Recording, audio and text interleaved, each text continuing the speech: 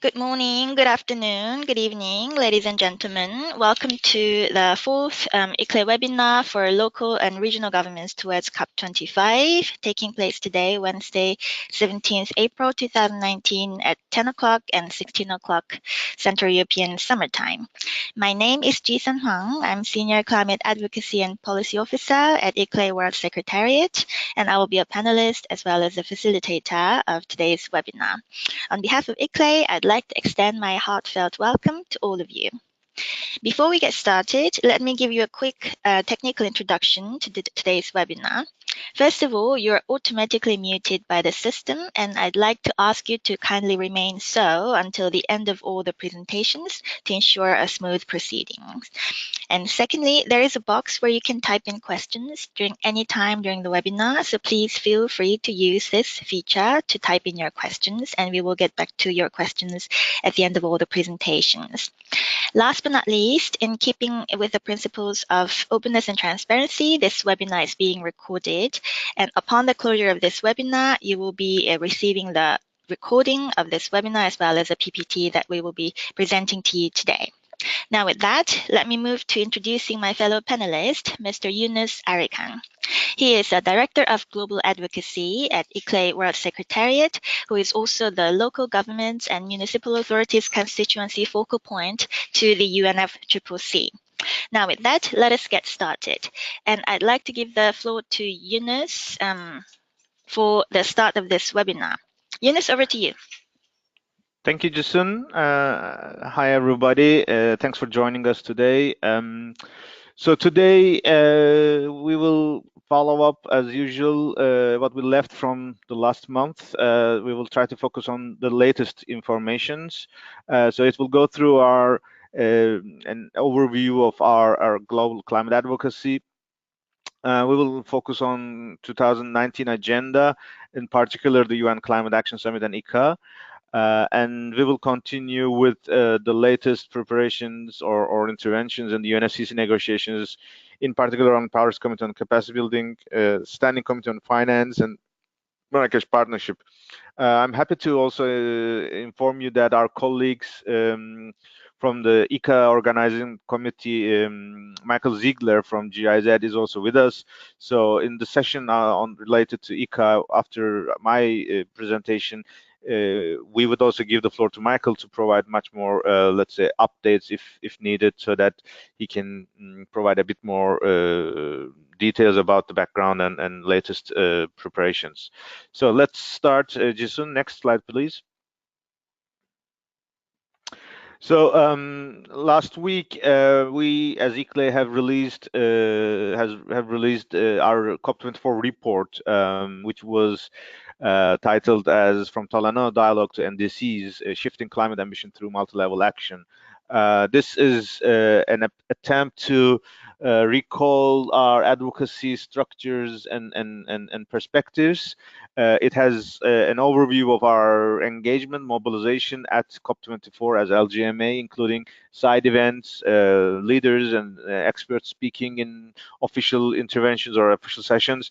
And we also would like to review the agenda that we have been sharing with you over the past couple of months. So that gives us, I think, at least a written document that you can share. You can download it and you can use as appropriate.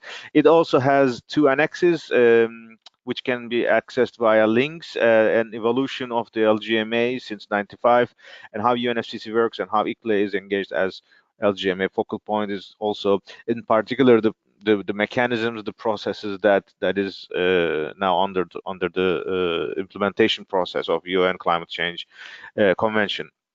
Next slide, please. In preparation of this document, we also tried to recap how we are engaged, both a generic perspective, but also with priorities of 2019. In terms of the generic, because one of the reasons is that, of course, we as advocacy focal points or experts could be familiar with the process, but it is clear that our constituency, the representatives of local and regional governments, be it their political leaders or their staff, are also continuously changing.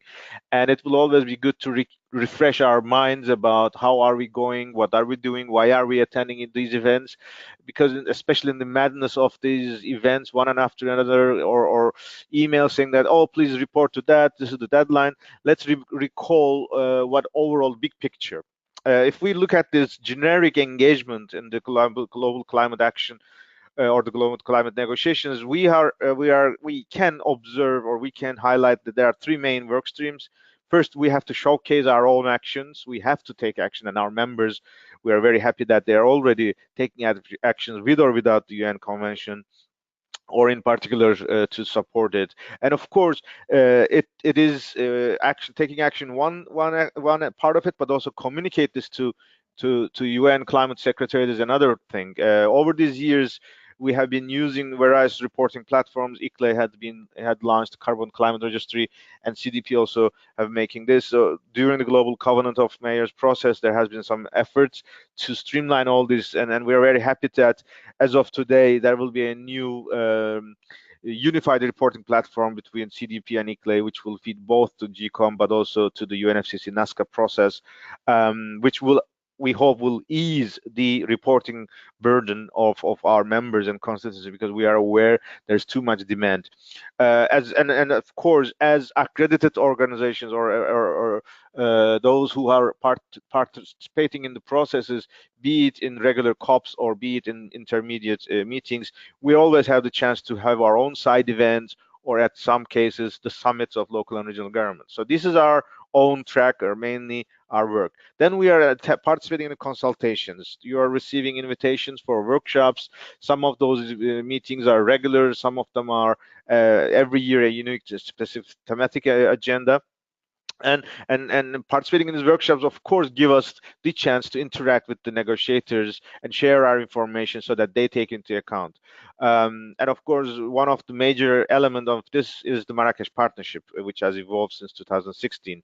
Marrakesh Partnership has opened a lot of doors for us, and we are very happy that it is advancing, and we look forward to further strengthening in the post-2020 period. And finally, all these efforts, be it showcasing our work or be it in the inputs to the discussions, should be feeding into the negotiations, and that is the decision-making processes, which is the regular interventions in the sessions or participating in the official bodies, either by submitting our documents online, or speaking at the meetings, or taking place in the plenaries, or in the negotiation sessions. And of course, we are aware UNFCCC is a party-driven process, which means the final say is always in the hands of the national government representatives. They are negotiators. Therefore, interacting with the friends of cities, those, or at least those countries who are friendly to the concept of multi-level action, is a core element of our activities in the decision-making process. And we are happy that this team of negotiators from interested national governments are advancing, are increasing, and they are more or less messengers, so that they table all these inputs that we are foreseeing into the texts, so that this can be adopted by parties. So this is a regular cycle that is ups and downs, but this is more or less the overview. What is the 2019 priorities, what we can formulate, building upon the outcome of Katowice? It can be formulated in three main tracks. First of all, we have to build on the Talanoa spirit to increase the NDC's ambition, and that is now, it's not anymore a wishful thinking, but it is officially a decision. Paragraph 37 of the decision of the COP24 particularly says that parties should be encouraged to take into account inputs, outputs, and experiences of the Talanoa dialogue, where we are very happy that Citizens Regions Talanoa dialogue has tremendously shown the opportunities through multi-level engagement and bridging urban action and climate action. So it's time to feed this into the NDCs. Second, localized climate finance. Again, it's a COP24 outcome. The Standing Committee on Finance, the body of UN climate negotiations, focusing on this 100 billion by 2020, how it is collected, how it is dispersed. This body is regularly having forums, and the 2019 forum will focus on cities. There were latest negotiations. Jason will also share details, but now this is taking place in September, so we have to make sure there's a good outcome of that. And finally, this year is particularly important because we have Climate Action Summit in New York. UN Secretary Generals are hosting it. We will go through it, but this is the opportunity to provide momentum, to raise ambition. And of course, whatever you do on climate action, it has to now to be built around climate neutrality with a view to support the goal for 1.5 degrees. So that is our overall generic activities and priorities for 2019. Next slide, Jason. So last week there was a very promising announcement. The Chilean government, who are hosting COP25, have finally announced their website, and they have launched their initial announcements through a high-level event that was attended by the president of the country, and as well as the incoming president, which is the Minister of Environment. This was also the moment where they have provided much more clear expectation of the logistics, and now we are aware that it will be all in one zone. It will be a former airport, and it will be permanently, or sorry, temporarily constructed for the purpose of the climate COP, with a capacity of 25,000, which is more or less the size of expected capacity, and this will be held in Santiago. This is the capital of Chile. And this is good to have this clarity, so that now we can start much more clearly about our preparations. Next slide. Through this meeting, the incoming presidency also announced the high-level champion, Mr. Gonzalo Munoz. He is one of the unique now personalities who are taking this process. If you can remember, we have started with Laurence Tubiana, Hakima El Haite, then we have gone to Ines Eriatu and Thomas Khrushchev. But the uniqueness of Gonzalo Munoz is that he's the first time a person that is coming from the stakeholders community. He's from the non-party stakeholders. He's not a government official. He has been activist. He has been involved in this process. So that will be a unique model or unique experience. And I think it's also showing the leadership of Chilean government to engage as much as possible with non-party stakeholders. So next slide. This is now the picture who is who. We have the COP24 president, Poland. We have the special envoy, Thomas Khrushchev. We have the incoming president, Minister of Environment. We have the high-level champion, Gonzalo Munoz. This will be a transition from Katowice rulebook or Katowice agenda towards Chile, and in between, in June, Bonn will host the intersessional meeting. So that is the overview, the big picture, let's say. And in between, of course, let's not forget, and that we will go now into the details of the agenda, of the calendar of the activities. There's numerous milestones as well. Next slide. So this is our revised agenda for LGMA mobilization in 2019. If we look at it, we are already in end of April, so the first quarter is already gone by. Since the beginning, we were expecting that May, June, and September will be tremendously busy, so all our mobilization would be accelerated, especially with the meetings taking place there. If we recall to any latest updates, we know pre-COP will be in Costa Rica. That's also announced. The other updates include, of course, this chart shows the HLPF New York City, but it is now called as SDG Summit. And we will go more to the details of the UN Climate Action Summit as well. But we are also hearing that biodiversity COP process is also starting to accelerate, especially the negotiations towards post-2020 global biodiversity framework is starting, and ICLEI has been leading the co-chairing with Energy Forestry and the CBD Secretariat, and the advocacy efforts of the biodiversity community is also now accelerating, and that will be very relevant for us.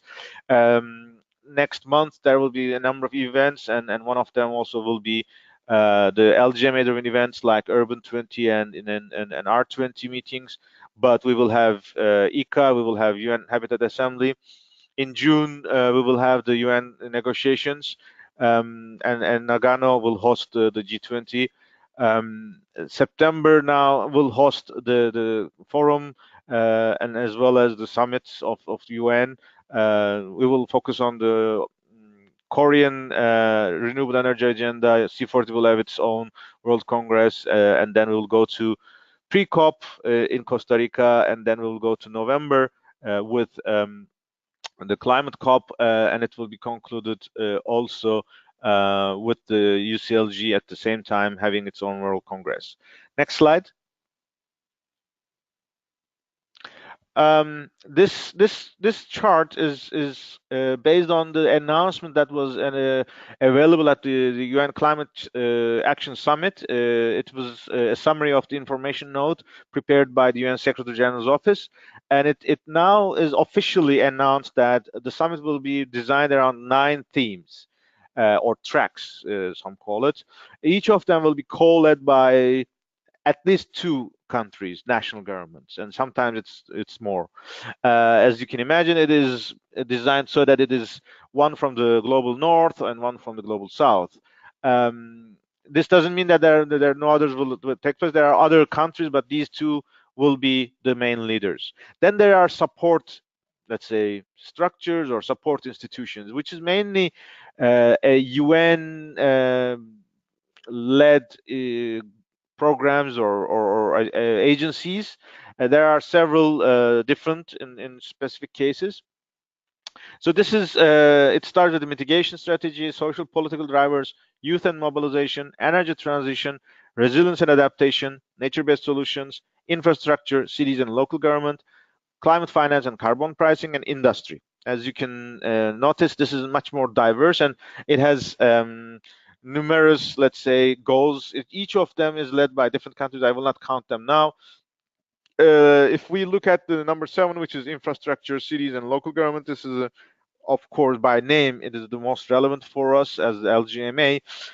This process will be led by UN Habitat or supported by UN Habitat. Turkey and Kenya will be acting as co-leads. In this diverse working group or track, which infrastructure sits in local, as you can imagine, it's a huge, let's say, theme. It will be shared by, according to thematic leaders like Transport Decarbonization Alliance, WRI, UN Habitat, Germany and World Bank, and the Global Covenant of Mayors responsible for the mobilization of local governments into the process. This is also it's also true that there will be rooms for all the other 8 themes as well, but as we are seeing now, things are coming up. Each facilitator are trying to reach on an ad hoc basis. There is not a systematic, let's say, synchronized or let's say generic model. Each of them are customized based on the priorities of the team and the co-leaders and the supports. That's what we observe now at the moment.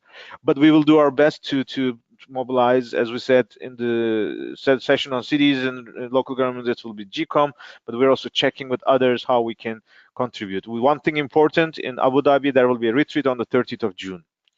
Next, and this is the final slide that I will share. And this is the revised agenda of the ICA, International Conference on Climate, International Conference on Climate Action, but also abbreviated as Collaboration for Climate Action as the motto. It will be on the start on 22nd of May, and it will continue until 23rd of May afternoon.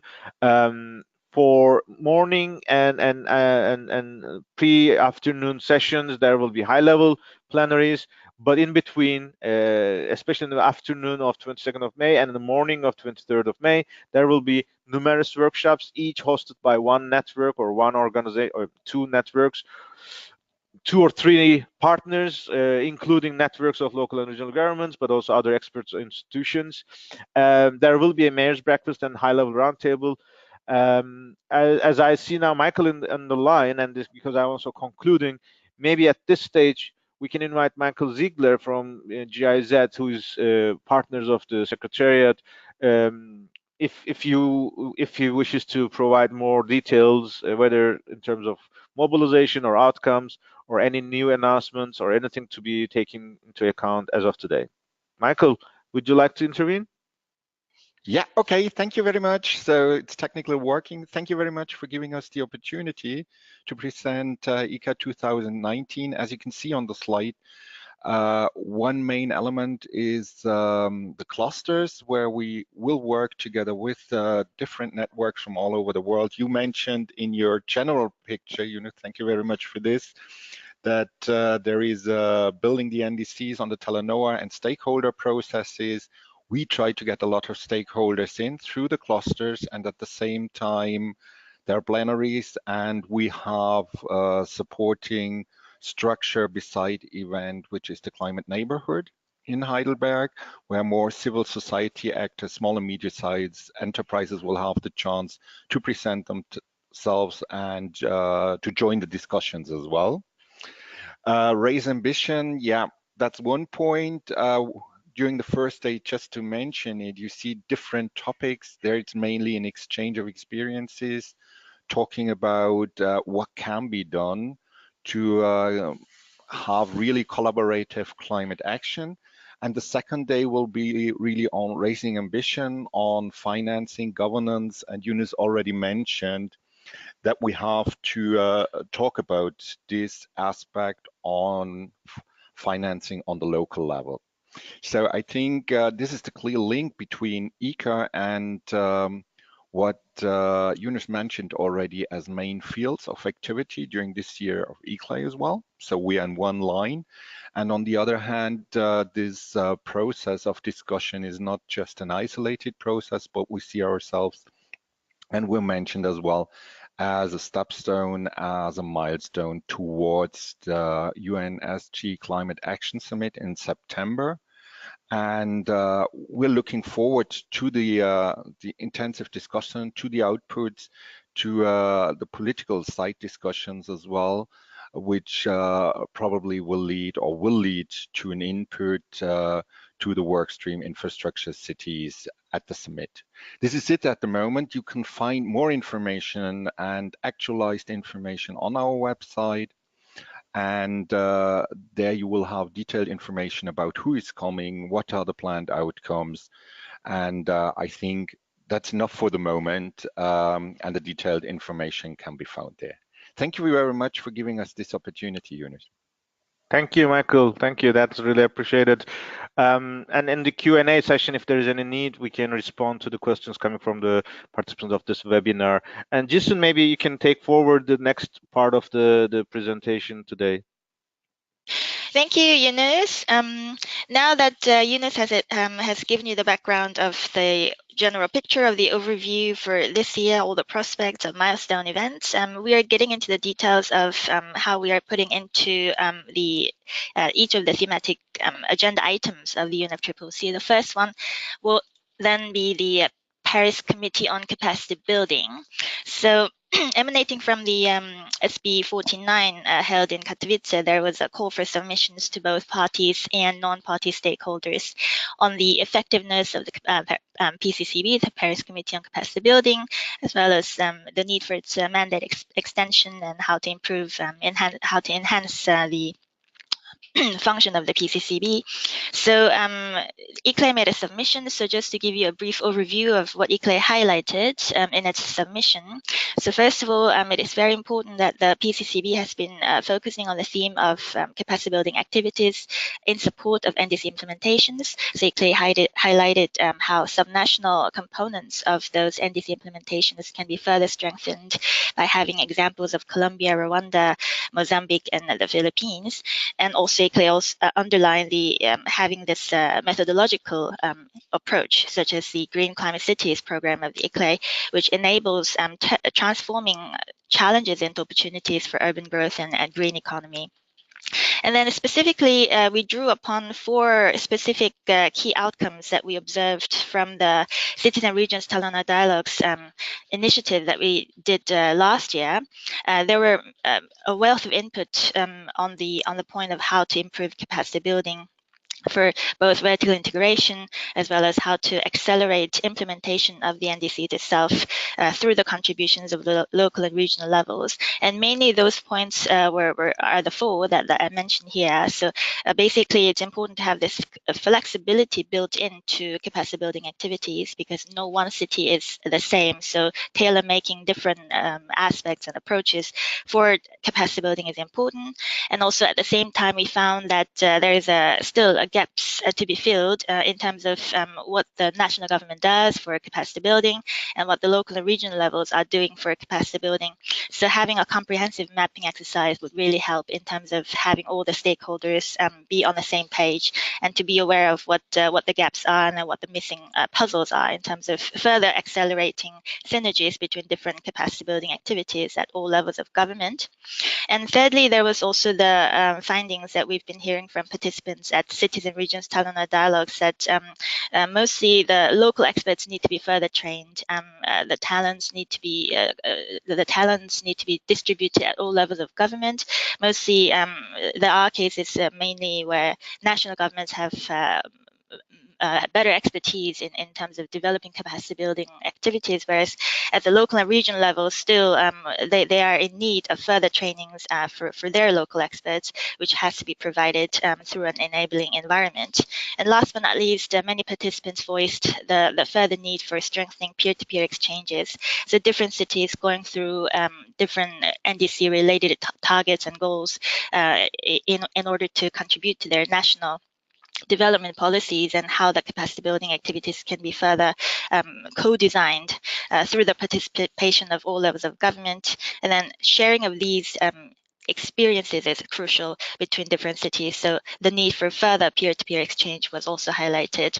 So we mentioned those in our submissions, and at the same time, ICLEI also participated by leading a session on cities and regions capacity building during COP24 as part of the PCCB hub. And then PCCB hub was also mentioned specifically in the decision text of the PCCB from COP24 for being an effective approach and means for bringing together parties and non-party stakeholders on this topic of capacity building. So we generally mentioned those points in our submissions. And then there are party submissions that we would like to highlight at this webinar. So there were two party submissions, one from Australia, Japan, New Zealand, and the other one from the EU represented by the Romanian presidency. And the one from Japan, Australia, New Zealand submission was quite encouraging in the sense that it highly emphasize the importance of vertical integration by having the local and regional governments play a crucial role in accelerating the impact of climate-related capacity building activities, and there should be further activities from the UNFCCC side in terms of how to strengthen all of these different inputs from the cities and regions, and specifically, so these parties, Australia, Japan, New Zealand, asked that the fourth Durban Forum, which will be held during SB50, would then be good to include discussions on how to enhance networks of capacity building with cities and subnational authorities. So we found this quite a good submission. With high relevance to our constituency, and the EU submission also we found also interesting. It definitely mentioned the importance of how to further strengthen the effectiveness of the PCCB. It listed some of the existing roles and responsibilities that have been proven quite effective by the PCCB in terms of bringing together this cross-cutting theme of capacity building to a wider range of stakeholders, and all of that need to be further consolidated and need to be improved through further discussions at the SB50. So we're looking forward to engaging further on this area of the capacity building discussions at SB50. Now we're moving to the outcomes of the SCF forum, SCF meeting, the 20th meeting of the SCF that took place on the 21st and 22nd March. As all of you know, as many of you are familiar with, at the webinar last month, we had Esther Mogherosi, Climate Finance Manager of ICLEI, also who is the Climate Finance focal point for on behalf of the LGMA constituency, who represented the citizen regions at the SCF 20th meeting. So we have the venue of the SCF forum, which will have the theme of sustainable cities. So it'll be taking place in Beirut, Lebanon, in the compound of the United Nations Economic and Social Commission for Western Asia. And the date that we have is it will be during the week of the 9th September 2019.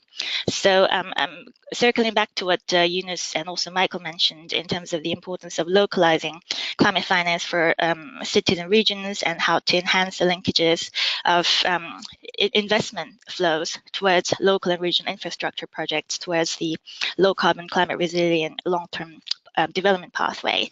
So those are the political messages that we need to be further discussing, and then through the leadership of the LGMA Finance Focal Point, we look forward to further providing our input towards as we approach the SCF Forum on Sustainable Cities. And now we have also the dates now fixed for the in-person meeting, the strategy workshop of the Marrakesh Partnership for Global Climate Action. So it will be taking place in Bonn, Germany on the 13th and 14th of May next month. And then it'll be a 1.5 day meeting starting from midday Monday, ending around evening time on Tuesday. And then due to the space limitations, transfer of invitations is not possible unless there is a prior consent. And the RSVP period is by 18th April. Thursday, tomorrow, actually it's tomorrow. And then based on this, we believe it's going to be quite an important meeting, taking stock of course, what took place at Katowice, but at the same time, how concretely the track of the MPGCA can feed into the SG Summit, as well as how we mobilize further climate action in different thematic areas, including human settlements, as we approach COP25. And the regional climate weeks, this table shows that we already did one regional climate week, as most of you know. We did it in March in Accra, and the next one is coming up in August in Salvador, Brazil. And the last one will be in September in Asia Pacific. Venue is not fixed, but the dates are fixed as from 2 to 6 September. So more information as we have them, we would be happy to share with you through this channel. We presented the letters to the champions' responses by non-party stakeholders as well as parties in our previous webinar, but as we are preparing ourselves for the in-person strategy meeting in May, we thought it would be good to refresh our memories and just to recap what had been submitted by some of our partners of our constituency of local and regional governments. So just to briefly go through once again, for ICLEI submission, we emphasize the importance of zooming in upon the Talanoa mandate of Decision 1 CP24, paragraph 37, how to mobilize further support for the activities at the cities and regions level, for them to be able to contribute further towards the NDC implementation, and how to then utilize this momentum towards revising the NDCs by 2020 in a much more robust manner. And at the same time, we also emphasize the importance of the long-term goals and how to enhance the synergy that can be emanated from the citizen region side on the climate neutrality goal prior to the mid-century. And then the energy for SD submission, emphasizing the balance between adaptation and mitigation, as well as the role of champions engaging with the wider stakeholder groups in order to further mobilize momentum towards ambition. And then SLOCAT submissions focused on how to enhance the knowledge policy practice interface, as well as how the champions can further work towards different segments of themes that are cross-cutting, such as climate finance, and also how to work better with the private sector. And now with the Chilean incoming presidency champion being from the private sector himself, I think there's going to be a lot more development in terms of how to further engage with the private sector and different segments of civil society on the climate action front. And then CDP emphasized the importance of the data-driven decision-making process and how CDP can further contribute towards that goal based on its strengths, and also how the UNSG Summit needs to act as a catalyst to encourage further and closer stakeholder consultations on ambition and support. And party submissions, as well, we highlighted e-submission as a good approach where MPGCA needs to have a better overview on different areas and having transparency on how activities of the MPGCA are being financed and who are the donors. And they recommended having also a report. It would be good to have some report on how regional climate weeks are being provided in terms of financial resources and how those are funded. And in order to having this will then enable them to have a better overview of how to enhance the effectiveness and efficiency of the different mechanisms of the MPGCA. And Mexico's submission we highlighted because it was a unique submission where it was noted from the very beginning of the document that it was a joint work, not just from the national government side, but it was a joint work with civil society organizations. And indeed, it provided a wealth of different aspects as highlights that should be emphasized through the channel of the MPGCA, such as the youth and women and local and regional governments. And especially on the side of the multi-level governance, the Mexico submission mentioned that the non-party stakeholders should be the key in driving further action together forward. And then in general, there has to be better communications between different levels of government. So with that, we come to the end of our presentations. Just to give you an overview of how we are running this monthly webinar series. We are doing this, as you see, every month, twice a day, every month on that Wednesday. So you can already click on these links to register. And the last two slides we put in as a refreshment of the memory side. You can also see details on all these different mandates and the implications of what it actually means for cities and regions from the recently launched COP24 report that Yunus introduced to you. So with that, we come to the end of our webinars, and we would like to open the floor for any questions. So if you have any questions, you can raise your hand or you can type in your questions. So far, we had, I believe, one question from Alice, which I see Yunus has responded by giving you the link to the very COP24 report that I just mentioned. Other than that, I don't see any hands raised at the moment. So right now, ladies and gentlemen, is your chance to ask any questions that have been presented by either Yunus or myself, or on the ICA by Michael. I see none. Yunus, is there anything that you'd like to further provide as your comments on either mine or your section?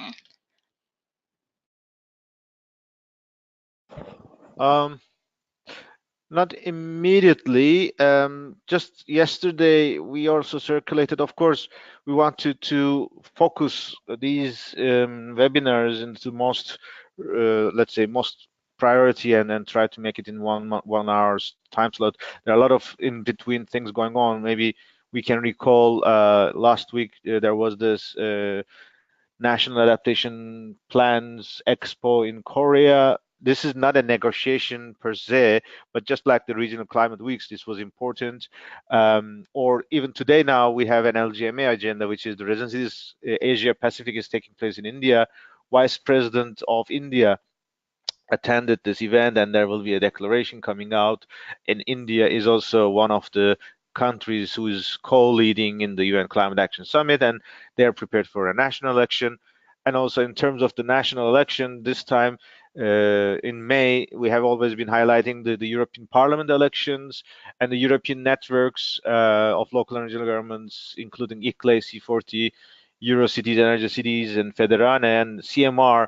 They are now reaching out to their members to encourage them to sign up to a letter, which will be soon released, so that they can influence the debate in the European Commission, also in the European Parliament. So these are the additional things that is running parallel, but not necessarily a direct input to the processes of UNFCCC, but definitely outcomes will have some impacts.